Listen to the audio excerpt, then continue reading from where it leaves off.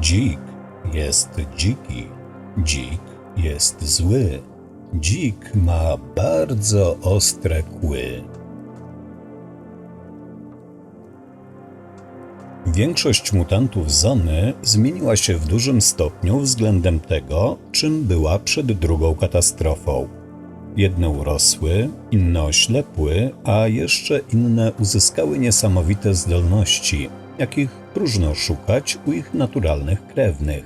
Jednym z nielicznych, który zachował większość swoich pierwotnych cech, jest nasz dzisiejszy gość.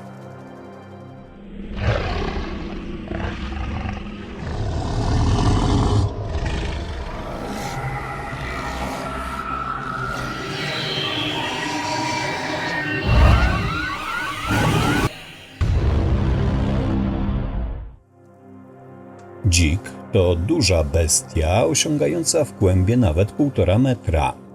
I choć na pierwszy rzut oka wygląda podobnie do czasów sprzed drugiej katastrofy, to są to tylko pozory. W pierwszych tygodniach po awarii elektrowni większość knurów, tak jak innych zwierząt, najzwyczajniej wymarła. Przetrwały tylko te najsilniejsze i najlepiej przystosowane.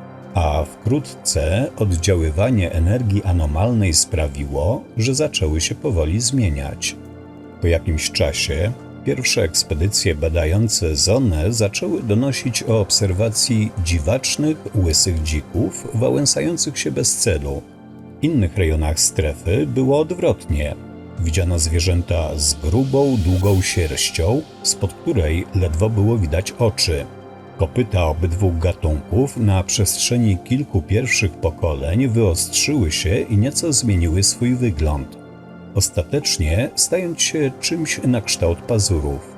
Jeśli spojrzymy na stare grafiki koncepcyjne, to zobaczymy, że dziki miały posiadać właśnie pazury, ale GSC odeszło ostatecznie od tej koncepcji, decydując się na rozwiązanie pośrednie. Oprócz kopyt zmienił się także pysk zwierzęcia. Przybrał nieco inny kształt, oczy zmętniały, a ostatecznie wykształciła się druga para kłów, pozwalająca mu lepiej radzić sobie z niebezpieczeństwami strefy wykluczenia. Niezależnie od miejsca występowania, czarnobylskie dziki są niezwykle żywotne.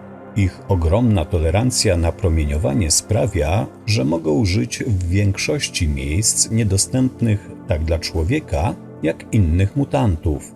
Do tego są zdecydowanie bardziej agresywne niż ich niezmutowane krewniaki. Uczeni nie wiedzą, czy jest to działanie instynktowne, czy świadome.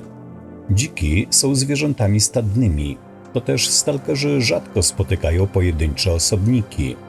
Stada liczące kilka większych knurów zajmują z reguły jedno większe terytorium i co kilka godzin patrolują jego granice.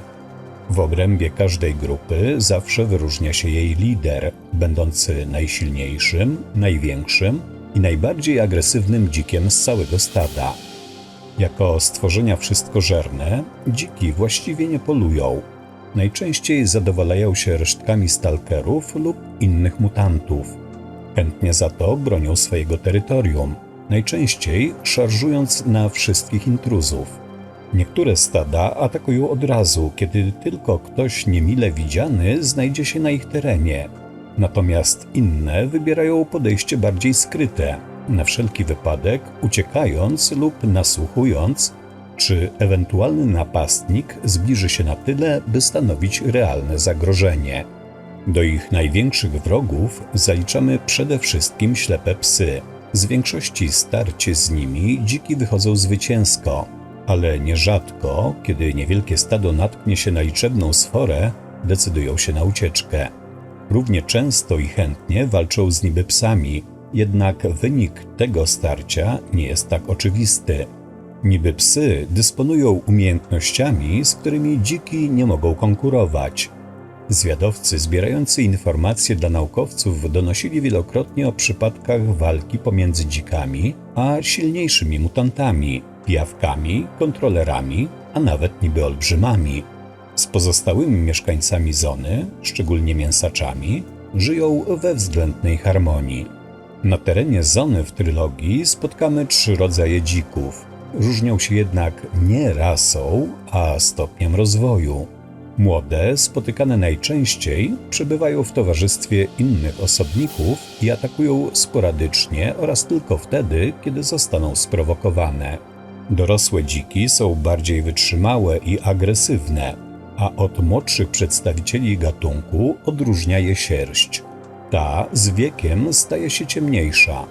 Ostatni rodzaj to największy, najbardziej agresywny i odporny osobnik, jakiemu niestraszny jest nawet kilka strzałów z broni wielkokalibrowej.